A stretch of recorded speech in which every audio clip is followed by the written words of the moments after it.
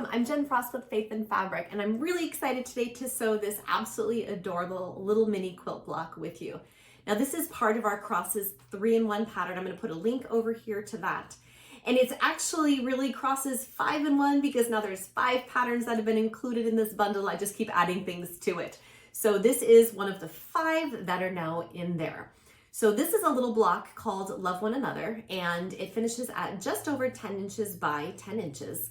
And it comes from the greatest commandment. I mean, we were all called to love one another as I have loved you. And so that's what this block celebrates. It's a beautiful reminder of what Christ calls us to do, to love one another. So first part of this video here, we'll be going over some tips that are already in the pattern. Again, a link down below to the pattern if you need to pick that up. These are just some easy things that you want to pay attention to. So go ahead and give that a watch. Chapter 2 of this is what to do with this block. So there's so many different things you can do with a quilt block. I'm going to show you today how to put it on the back of a denim jacket, just like this.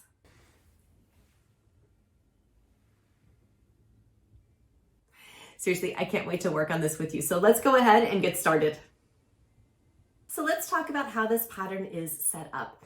On page 5, you'll find there's 2 different ways you can cut your fabrics. The first way you'll see on page 5 is a table that looks kind of like this. Now this table is going to show you all the different cuts based on the size of the block that you're making. That's if you like to cut all your fabrics beforehand and then just be done. For me, I prefer to use the tables on page 6 and 7. They look a little like this. That's going to actually show you row by row what you're going to be cutting and then the assembly steps for that row. So you'll be making it just row by row by row. Now I encourage you, before you start anything, please read through the entire pattern. It's not very long. There's 2 really important sections. The first is before you begin, and that's going to have all your links to the videos, all the different tips. It's going to have information on how you're going to be pressing your seams, because it really matters. We want to make sure these seams nest really well. There's also a section at the very end on how you're going to be joining your rows together in terms of how you're going to press these. So I have a darker background, but remember we had talked about the gray. If I had had the gray on the outside, it's a lighter color than a lot of the blues that are used. So it matters which way you're going to press your rows together, because you don't want to end up seeing those blues pop through on the front, which is going to be really important, especially if you're using a white background like I'm going to be using today. So this is the larger size of this little quilt block that we are making today.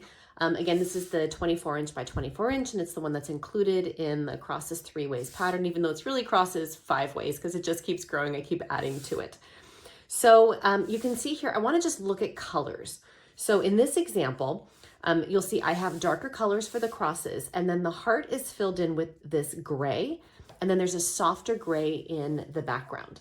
Now this works, it's okay. It's probably not the strongest example of showing how these colors pop. So let's take a look at these 2 images side by side. This first image here shows the colors all in pinks with the heart done in pink and a lighter colored background. And you can see how well this makes the perfect shape of a heart. Now what I want to point out is the importance of using a color on the inside of the heart. That's this section here. That really ties into the crosses, because you'll see over here, this is what happens when we just flip those 2 colors. You've completely lost the shape of the heart. So let's look at one together here that I made just as a sample. This was a little test. I just used fabric scraps.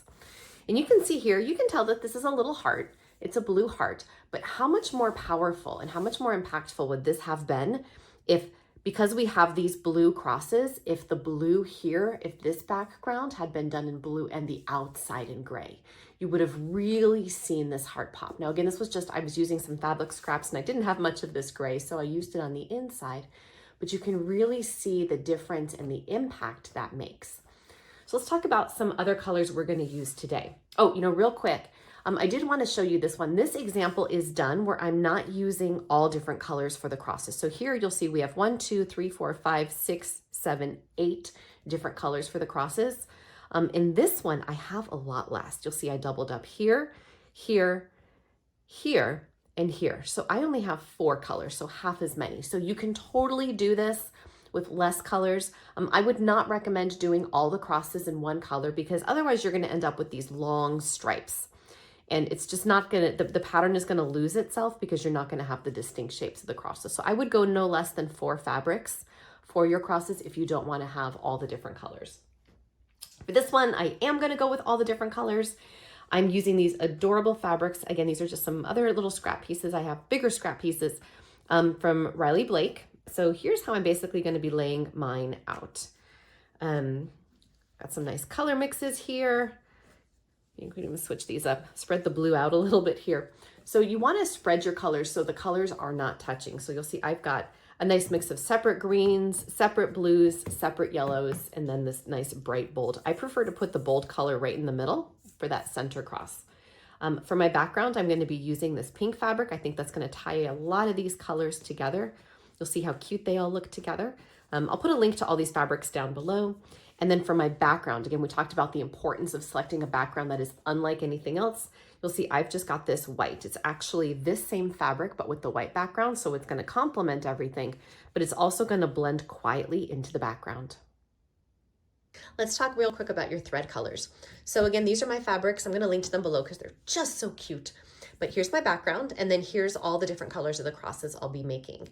Now here are some thread options. You'll see I've got a soft pink, I've got a blue, and I've got a white on a cone because I mostly sew with white thread. So a lot of these threads would probably work for this. I would recommend using something that has a little bit of color to it. A pink, you'll see if I put the pink on here, it kind of blends in. If we put the blue on here, the blue looks great. It kind of disappears, which is what you want. I've got quite a bit of blue in these, and the blue on the green kind of disappears, and even against the white, because there's so many blues in here, you'll see it just kind of disappears. So I'm going to end up using a blue thread today. I want to show you why I would not recommend using white thread on this. You'll see everything here has color, and that white thread has the potential of showing. And let me show you a block I made recently that it incorrectly shows in. So this is Eve. This is from our Women of the Bible Quilt series. I'll have a link to this below if you're interested.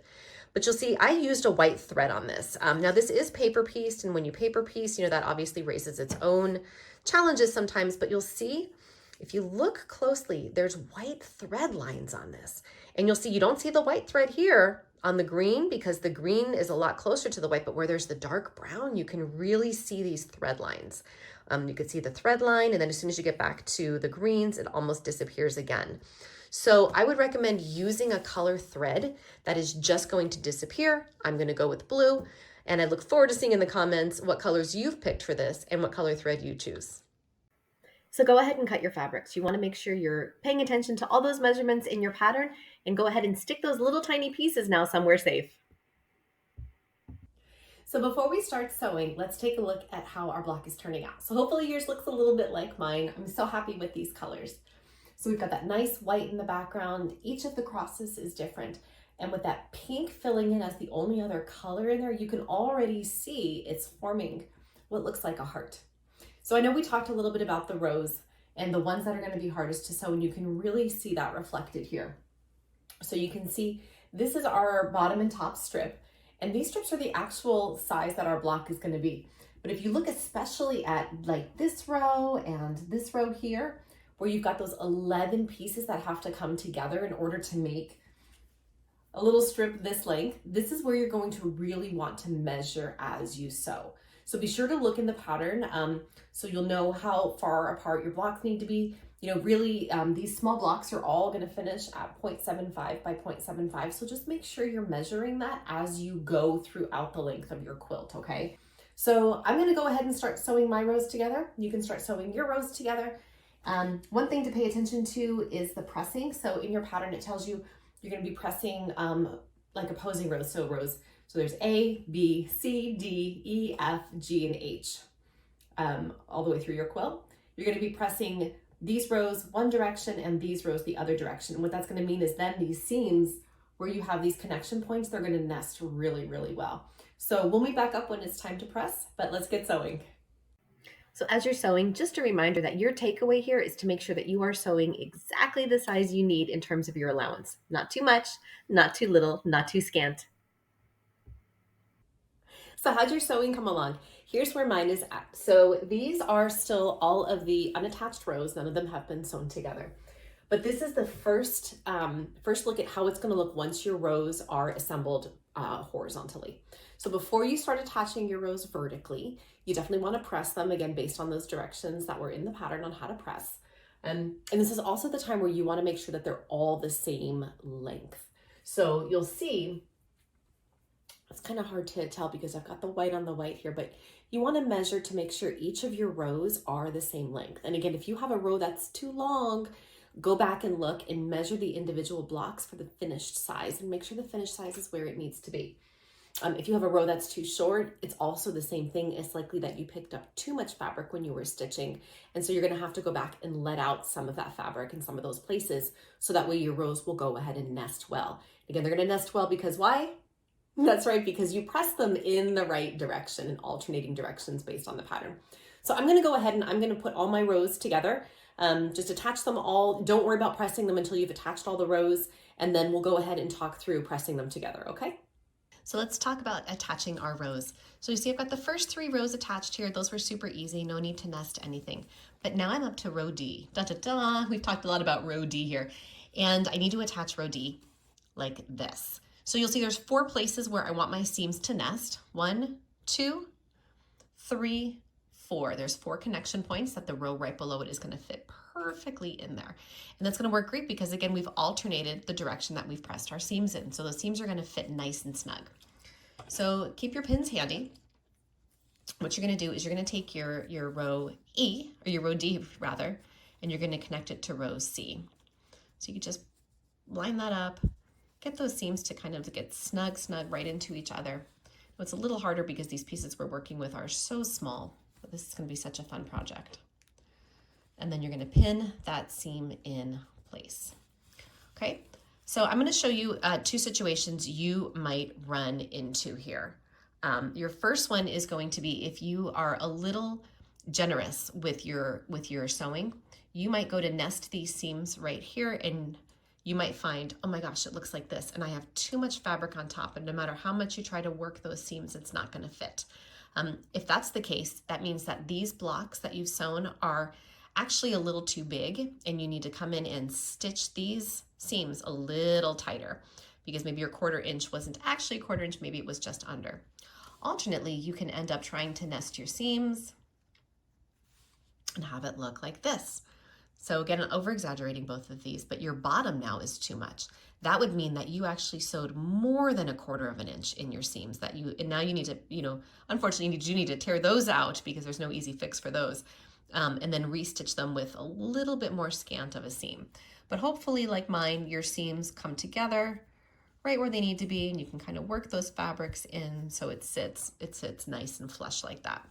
So just work your way down. I like to pin all of the connection points, again, especially because we're working with such small pieces here.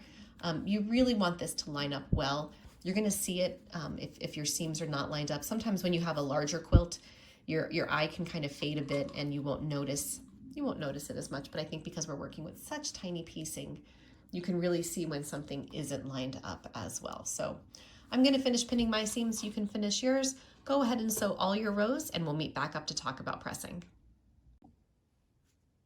Time to press. So you can see, I love how cute this turned out.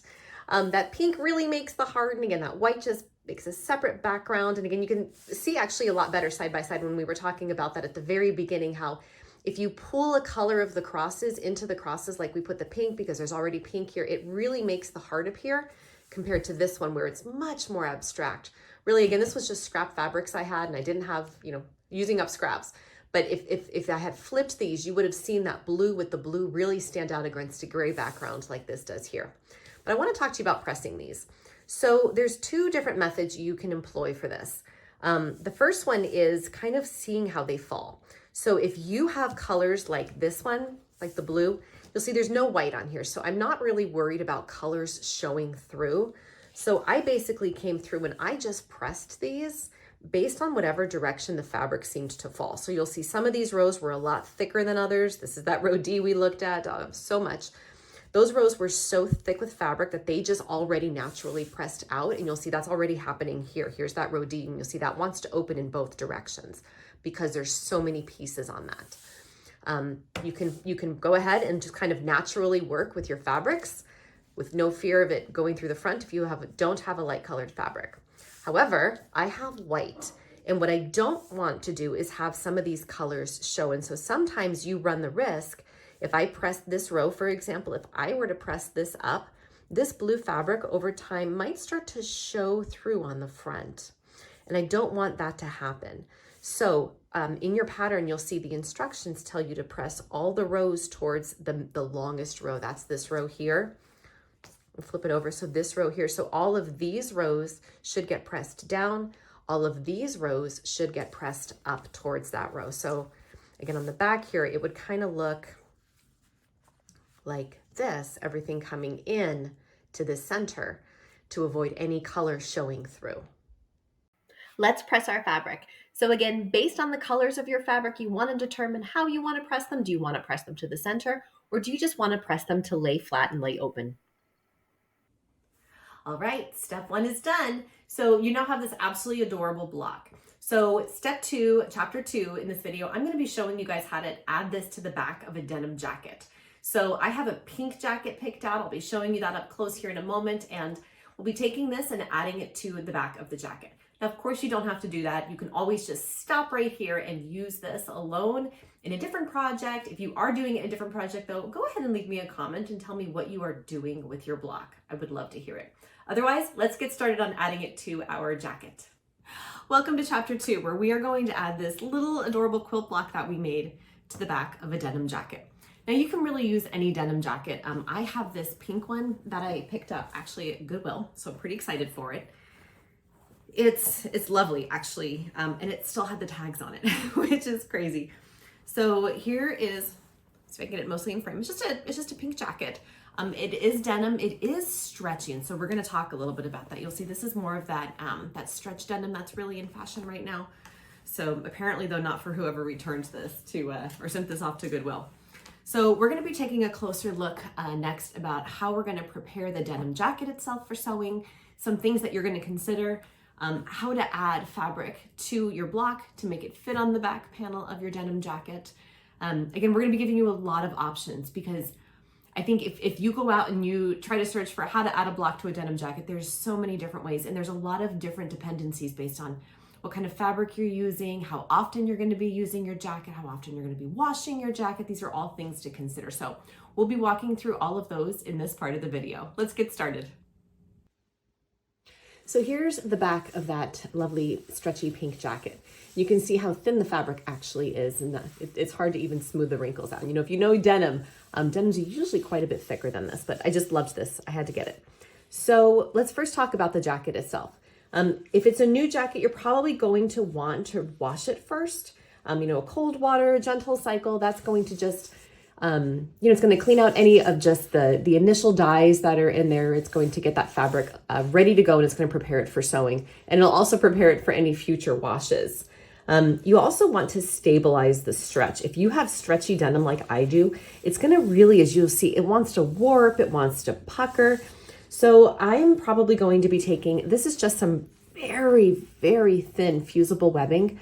I mean, it's the thinnest you can possibly get, ultra lightweight. I'm going to be ironing this, a panel of this, onto the inside, and that's just going to help stabilize this. You know, I actually tried earlier, I put some best press on this thinking that would help, and it did absolutely nothing. So I think we're going to go a little bit stronger, and I'm just going to use this really lightweight fusible webbing. So let's talk about your quilt block. So you have your little block. I'm going to scooch this down so you can kind of see, here's the top of the panel that I'm going to be putting in. I'm just going to fill this section here. So I have my little quilt block, and I'm going to bring it all the way up. I want it pretty high. You know, if you look where the ends of this little cross are, even at a pretty high spot here, they're barely inside. I've got maybe a half an inch, maybe a quarter of an inch of space on each side. And I want to be able to put this on here. You know, that brings up the point of when you apply your block, you can either just cut along the edges. You can get some chalk or a fabric pen or pencil to mark the edges, and you can just raw edge stitch this with like a blanket stitch, or you can take your edges and you can actually press them and turn them under and stitch them down. I am going to see how this looks after getting that interfacing on there and adding some fabric. I'm preferring doing the raw edge. I think I would love to have that just blanket stitch going all the way down and kind of have this roughed up a little bit, but I reserve the right as the creator to change my mind along the way. So you'll see I have almost no fabric left of this is the background fabric. You know, I just started with that long piece that I had. I didn't have much. And so this is all I have left. And so I'm going to try to see, I have this little strip here, which I think is going to fit perfectly across the top. And then I'm probably going to have hopefully just enough down here. Maybe we'll end up keeping the selvage on even to just get it right across the bottom. So again, what you're going to want to do with your panel, you're going to take your heart panel that you have. You're going to find the jacket you want to put on, or any other panel, to be honest, any other quilt block that you have. Put your quilt block on there, and then adjust for the top, and then adjust for the bottom. So I'm going to go sew these two pieces on. I'm also going to press my interfacing onto the inside of my jacket, and then we will meet back up. Once you have your interface all pressed to the inside of your jacket, go ahead and trim off any excess. All right, so I have my interfacing all pressed in here, and I love it. It's already, look at how much smoother this is sitting than even the pieces right next to it where it doesn't have that interfacing, and it's so lightweight. I did want to actually pop back on here to show you this grossness. This is because I need to clean my iron. So I'm going to put a link right here on how to clean your steam iron. Because there's a good chance, maybe it's been a while since you've done a good cleaning on yours, and after that, you know, that pressing and pressing and pressing to fuse this into place, maybe you have some really gross spots too that you need to clean up. So here's where I'm at, and you should roughly be at the same point. So you see I've got this nice big panel. I did go through and I pressed it with some best press just to make it a little bit stiffer, and to really tap all the piecing we did on the back down well. So I ran out of the white fabric. I was hoping to make this one long white background panel, but in the interest of sustainability, I'm actually going to put a link up here to our sustainable sewing series so you can check that out. I am not buying any fabric, and I am using what I have and being thankful for what I have. So I went ahead and I picked up this background fabric and put a little bit at the top as a border and some on the bottom as a border. And that's going to be my nice scrappy border. It makes it a little bit more patchworky. So next steps are up to you. You're going to have to make a decision here. So you are either going to come through and you're going to basically decide where you want this, pin it down. Obviously do your measurements. I recommend folding your jacket in half and folding your fabric in half and making sure you're lining it up nice and straight and you're centering it where you want it centered. But then you're going to have to make a decision. Are you going to just come through and are you going to cut the edges straight and have like a rough edge, in which case you're going to come through with a blanket stitch? Or are you going to take your edges and fold them under and press them and then come through and just do a straight stitch to hold them down? Some things to think about as you're doing that would be how often are you going to be wearing your jacket? How often are you going to be washing your jacket? Do you want it to have a more finished look? Do you want it to have kind of those little strings that are going to appear over time? These are all choices you're going to have to make with your sewing. So you can go ahead and make your choice. If you are just cutting, you're going to go ahead and pin it into place. You can come through and cut very carefully, obviously, because you don't want to screw that up. Just along the edge, once it's pinned, you know, you're just going to come up and snip through and then go back to your machine, set it to a blanket stitch. In terms of thread colors, I'm going to be using pink. I'm embracing the pink since I've got a lot of the pink. I've got a nice variegated pink. I'll put a link to it down below. If you are going to be tucking your edges under, that's kind of the direction I'm leaning right now. You're going to come through, you're going to fold and press, fold and press. And then once all of your fabric is folded and pressed, you'll have, let me see if I can finger press this a little bit. You'll have your nice line, and then you can come through and you can trim it at about a 1/2 inch. Okay. Push it back down, pin it in place, and then come do maybe like just like a generous 1/8 to come and stitch it all the way through your denim. Okay. You guys, we're getting so close. Okay, so your jacket should look something like mine. Either you've decided you're going to do the rough edge and the blanket stitch, or you tucked your ends under like I did, and you're going to go back and just stitch very, very close to the edge, about an 1/8 of an inch to tack this down. So I'm going to go stitch mine in place. You can stitch yours in place, and then we'll do the full reveal. All right, here we are, the moment of truth. So we're going to start stitching. So again, yours either has the tucked under and pressed edge like me. Make sure you go back and you trim this. You'll see mine's trimmed to about a 1/2 of an inch. I did best press everything again just to help hold it in place, and you'll see I do have pins holding everything down. You can even spray baste this, you guys, honestly. I have my stitching length set here. I'm going to come about 1/4 of an inch right from the edge and just come all the way down. I'm using this pink variegated thread like we talked about earlier, and I'm just going to speed this motion up. I'm going to go all the way down, all the way back around, and I am going to back stitch up here in the pink just to hold it in place. Okay, let's get started. Let me know in the comments below. Did you guys decide to turn your edges under and sew with 1/8 of an inch allowance? Or did you decide to leave a raw edge with a blanket stitch? So how did your jacket turn out? I've got mine on now, and here's the back. Can you guys see it? I love it so much. It turned out so well, and I'm so excited to have a block made that has a total purpose now instead of becoming one of those orphan blocks. So let me know in the comments, what block did you use? What kind of jacket did you use? And how did your jacket turn out? I'd actually love to see photos too. So you can send me an email right here at this address so I can see pictures of your jackets. This will be so fun to pull together, and we can all share how our projects went. So thank you so much for joining me for this fun project. If you haven't already subscribed, please go ahead and subscribe down below, and I look forward to seeing you in the next video. Take care.